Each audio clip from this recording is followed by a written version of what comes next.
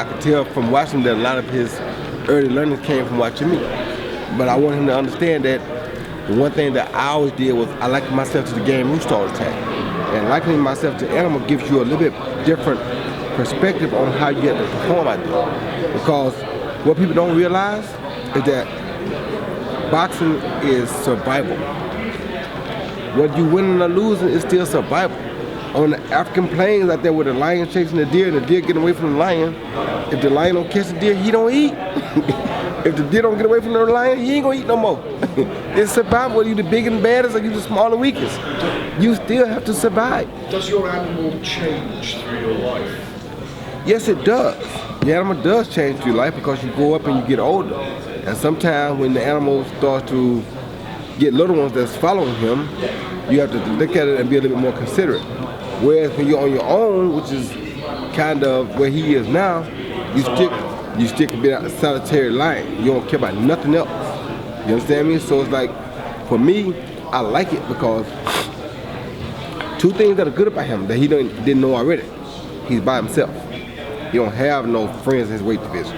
So no matter what happens, who emerges, he don't care, he wants it. That's why I like it. That's why I like the game rooster take it. Because the game rooster stands alone. No other rooster means nothing from his daddy to his brothers. Nobody else means nothing. When he see them, that means death. He ready to go to war right there. And that's what you have to, in that ring, that's how you have to be. So that's what I like about him. And that's why I was trying to teach him the concept. I watched him fight on several different occasions. He can box his behind off. But he don't want to kill. To eat, we gotta kill. You understand me? That's why I try to teach him about the animal part. Oh yeah.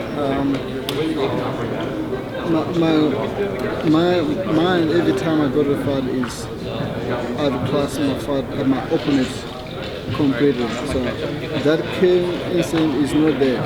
All what I have is to outsmart my opponent. So I can tip-tap them, I can do whatever, but as long as each and every round I know that I'm winning and I'm outsmarting them, frustrating them and confusing them, that's all about the ring. Now, as Roy explained, I have to get that animal in 2 minutes. Once I've managed to frustrate them, I've managed to outwork them, I have to go for a kill. Have you found yourself kind of spiritually finding? I am getting there. I am getting there. Because I can't say I am that, but I am getting there. Because it's incredible skill to be able to survive so easily 12 rounds, 36 plus against him so many times and not get hurt. You know, you're slippery as a deer. Do you know what I mean? In a good or bad way. Roy seems like. Because he wants to turn you into a killer, but a killer. Yeah, not a killer, but a killer. And like you said, because I'm not saying take away what you've been doing. That's wonderful. But like the song say, there comes a time. When we hear that certain call, it's time to eat. You feel me? So at some point, you got to learn that time has to come. And you got to make that time come. Because we got to eat. For me, it's no different because it's the same thing. It's like people can stop and strategize and say, well, this guy does this and this guy does that. It doesn't matter. When Roy came, it doesn't matter what you put in front of him. He was ready for just whatever. You could have changed it the day before and say, okay, tomorrow you find a southpaw. I don't care. I got my skills ready to kill. I got everything ready because I don't know what I'm going to need, but I'm going to eat. You understand me? So that's what I try to teach him. I'm not worried about what this person does. I know some of what he does, and it's good to know some of the habits just so you don't accidentally get caught cold not knowing nothing about it. But we're not concerned about what he does, because we're concerned about what this one does. Chilemba is a skilled boxer. At this stage in his career, how do you create that sense of urgency to make him a killer? Like, what is that switch to snap it on? Like the crazy switch. You point to that post right there. Only reason you ain't up there is because last time out, you didn't seek to kill. If you seek to kill, you're going to be in that post one day. You want to stay down here, or you want to go up there? Ain't something I can do. But I got to point it out to him because I'm a realist. I don't play or tell him something that's not true. He don't want that. He want to know the truth. Well, the truth is, that's 2 killers. To go swim in the water amongst 2 killers, guess what you have to be? A killer. Or you can't get in the water. Beautiful fought, wonderfully fought, very smartly fought. Lacked a little bit of killer instinct and hadn't really came and spent time with me yet to understand what's really happening. Now he understands totally what's going on. Now he has so much fun with it that I'm a little bit afraid because he gonna be having so much fun that it's gonna be hard to channel that into a killer. Because, and if you can get that far ahead of him, like that, you don't have to channel it into a killer. Because sometimes having fun will get you so far in front that it's like once a deer gets a fun up lead on the lion, he starts dancing around the pride because he happy, he good. He got this. No sense to be in an all-out sprint. Why? He good now. You understand me? And that could very well happen because he does enjoy the sport that much, and he has a lot of experience at doing that. So if he gets out there and gets that lead and he's cool with that, don't. Sometimes it can be crazy to be a killer because going to be a killer also means you can be killed. So there's a lot of other variables, but that's what his job to figure out, not mine. You do a personal challenge to get him to that next level? That's like your Of course I do. Of course I do. Because why did he seek me out? Because he want to go higher than he is, right? So if I can't help him get higher than he is, then what good did I do? I failed him, and I don't like failing people. Roy, would you have beaten all the light heavyweights today? Who, me? Yeah, you. Don't ask me that question because I ain't too smart. I think I could be there. I think I beat them all Today? I think I would have because of my speed. But that don't necessarily mean that's true because they watch me. They've gotten better too. They've learned from me. So they've gotten much better, maybe better than I am now. I don't know. Would you like to fight Isaac, Kovalev and George? I'll move up this division. It's hard to say that because I like these guys so much, and it's like seeing these guys come up and admire me as who I am doesn't give me an urge to want to fight them because it's like I wouldn't have had no desire to fight a Muhammad Ali because I learned my life came from him. Without him, I wouldn't have had life. So why I want to go and fight him? Like when I fought Mike McCallum, and y'all can say this for what's going on in training typically? Abel Sanchez. When I fought Mike McCallum, because Mike McCallum told me he was in a situation and he needed a little help. And he was willing to fight for that little help. So I said, you know what, Mike? On most occasions, I wouldn't fight you. But if you need help and you're in a situation, I'll do it for you. Only for you. In the 10th round, Mike started to feel a little frisky because I really was kind of carrying him. And he came at me a little bit. I said, okay, let me show you something, Mike. Pop, pop, pop, and down Mike go. So don't get this twisted. I ain't like I had to try to do this to you, but I'm trying to do what you asked me to do, is do your favor, right? But I went out there to hurt Mike McCallum because that's not who I was and not who I am. You feel where I'm coming from? But so Abel says, we're for Mike McCallum. I didn't want to fight Mike McCallum. I did that because Mike needed help at the time. In boxing, if I can help anybody, I will help him. No, that's the amazing thing about it, because what you've achieved, I mean, you are a great legend of the sport. Right. Do you feel the duty to pass all your knowledge? Of course I do. Of course I do. And he'll tell you. He ain't the only one. He'll tell you. I got a whole crew of them. I try to teach them everything I know. I sometimes tell them, come to the gym, tell me what y'all want to know today. Because that means they got to do their homework. They got to go back and see what they want. Tell me what it is you want, I'll give it to you. Tell me what y'all want today. I have days like that. I have days I come in, God give me what to give them. But the day when I don't feel that has happened, I ask them what y'all want to learn today.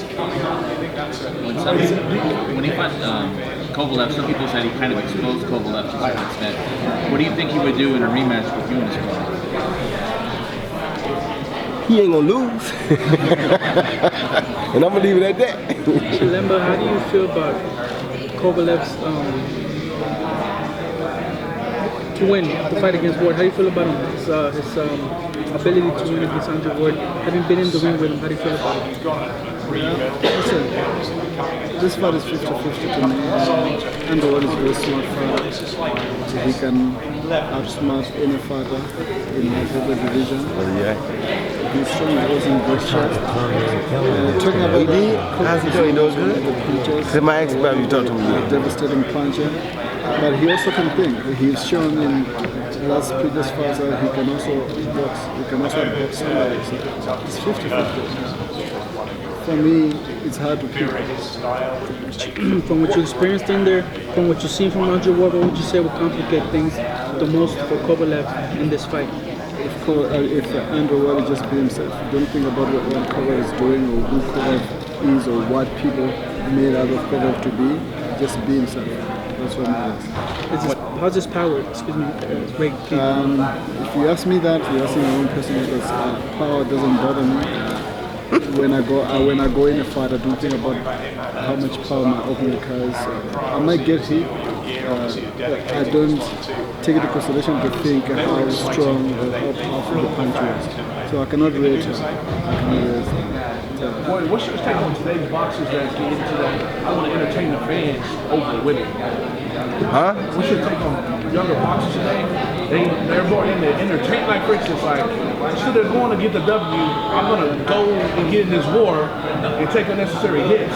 Oh, that's like they think like getting hit is cool. Yeah, well, getting hit is not cool, but here's the problem with that. That you gotta blame the media for that, because it's like you get a guy like Rigondeaux, who's a straight pugilist, don't want to put a glove on his face, which is smart, that's boxing.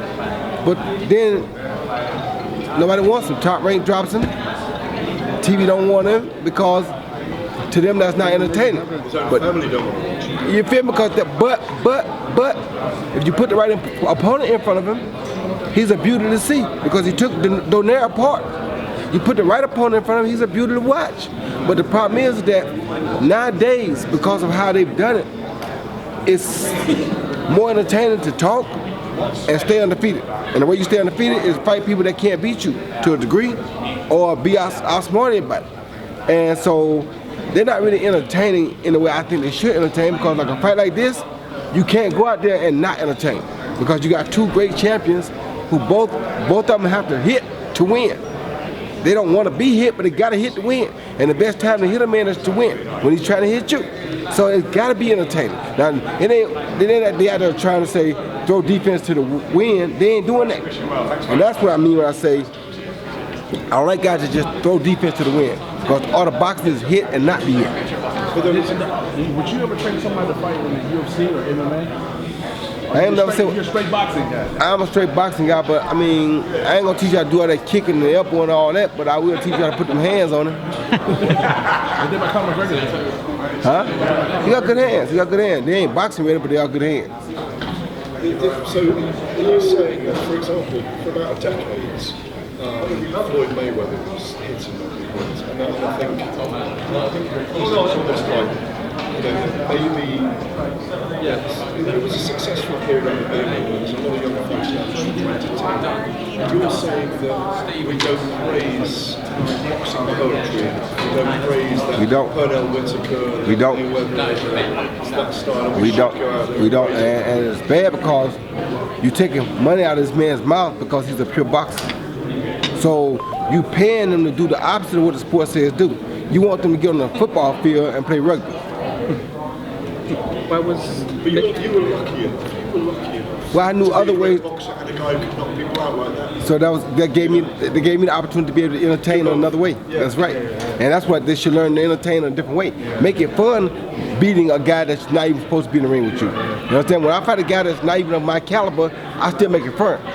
When I fought Glenn Kelly, after about the 6th round, I knew Glenn Kelly wasn't on my level. So that's why I got to put my hand behind my back and make it fun and interesting. And now everybody does, including Conor McGregor. Everybody goes behind the back and moving out. Why? Because I did at a time when it could have been a boring night, but I got to find a way to entertain my fans. That's just who I am. But no one will ever go like you did from middleweight to heavyweight. No, it won't be done. Who's going to do that? Who's going to do that? Is everybody reminding yourself today? A lot of guys remind me of small parts of me, yeah, including him. Huh? I really haven't seen Earl Spence yet. I don't watch a lot of boxing. No. Well, I watch people I train. If I see a guy who has it, like Rigondeaux or like Lomachenko, if I see a guy that understands and has the way I see it, down pat, I watch him. But most people I don't watch unless I hear that they're supposed to be good. Then I watch to see if you really are that good. Like Terence Crawford, he really is that good. So I give you one shot when I hear about it, when I get the opportunity. But I don't go out seeking to watch boxing because it's too much of what you say, too much of that crowd entertaining. You hit me, I hit you, and everybody think, oh, he's the best guy in boxing. No, he's not. He's a cancer to boxing. But did you enjoy Leo Santa Cruz against Carl Frampton? Of course. Are you looking forward to the rematch? Of course. Because they're boxers and fighters. Yes, they're smart boxers and they got that kill. They know when it's time to kill. They know when that thing says, there comes the time. They know when that time is. That's why I got to get this one to know. Do you think Frampton will beat Santa Cruz the second time? I don't know. It's a tough one to call. I don't know. It all depends on who mentally came out of that fight the best. And they know better than we know because they're in there. We don't know. So who mentally came out feeling like he was ahead or heading to the upper, the momentum shift. Whoever had the momentum shift at the end should win the fight. Can I ask one more question and I'll shut up? I'm sorry. Can I ask you what you think about James DeGale matchup with Badou Jackson? That's a really good matchup, but I think Badou Jackson's a little bit more powerful than DeGale, but we'll see. Because DeGale has some really good skills. Yeah, he got some really good skills, so we'll see. It's going to be an interesting fight because DeGale has so much to offer, and I like DeGale because he's ever changing. You understand? So that's going to be a really good fight. Who do you pick in that one, Isaac? I think it's going to be a tough fight. I haven't seen much of Jack's fights, but I think DeGale is good enough to defeat him. To what I've seen him when he fought recent Butte, he showed that he's got power and he can box. So I think he is going to win the fight. Chilemba, so it's safe to say that we will. I wanted to ask you about inactivity. The inactivity in somebody like Ward. How does that affect him in the ring? A lot of people will not favor him in this fight because of the inactivity. The inactivity will not be affected. That's why he had 2 fights before the fight because he wanted to get the rust off. When the guy ain't lost since he's 14 years old and he pushing 32 now, inactivity really ain't a problem as long as he's fought twice within the last 8 months, which he has done. So inactivity won't be a problem. Do you look at this like a good boxer will always be a big puncher? Not always, but that's how it kind of seems. It looks like the good boxer should have the advantage against a good puncher, but a good puncher always has a chance, especially when we've seen a guy go down before. And we saw Boone have Ward down before, so we know he can go down. So that always makes it different. You can't just say, oh, the classic boxer going to beat the classic puncher. If the classic puncher had not been down before. When he's been down before, it's always down in your mind. So, I mean, you like to say it that way, but there are variables that make this fight, like you said, more of a 50-50 fight.